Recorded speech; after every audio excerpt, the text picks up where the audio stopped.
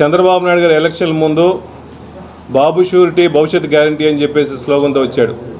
ఎలక్షన్లు అయిన తర్వాత బాబు షూరిటీ భవిష్యత్ గ్యారంటీ కాదు, బాబు షూరిటీ మోసం గ్యారంటీ అని చెప్పేసి ప్రజలు పూర్తిగా విశ్వసిస్తున్నారు.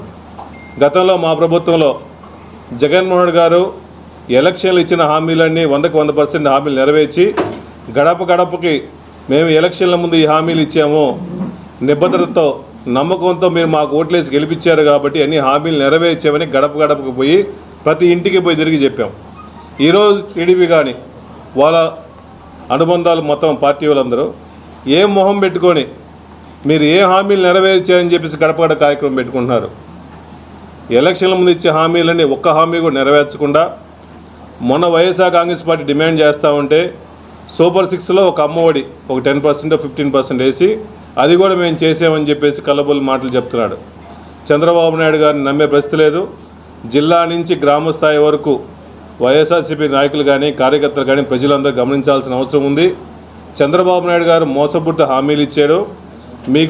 మీ దగ్గరికి మీ ఎమ్మెల్యేలు కానీ ఇన్ఛార్జీలు వచ్చినప్పుడు ఒకటి అడగండి, మీరు ఎలక్షన్ల ముందు ఇచ్చే హామీలు నెరవేర్చారా, నెరవేర్చలేదా?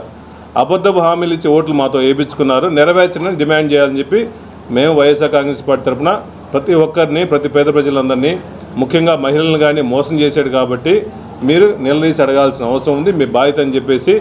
ఇటువంటి నాయకుడిని, మోసపూరిత నాయకుడిని ఇంక ప్రజలు నమ్మే పరిస్థితి లేదు. మాట మీద నమ్మే నాయకుడు, మాట మీద ఉండే నాయకుడు వైఎస్ జగన్మోహన్ తప్ప ఇంకెవరు లేదు రాష్ట్రంలో.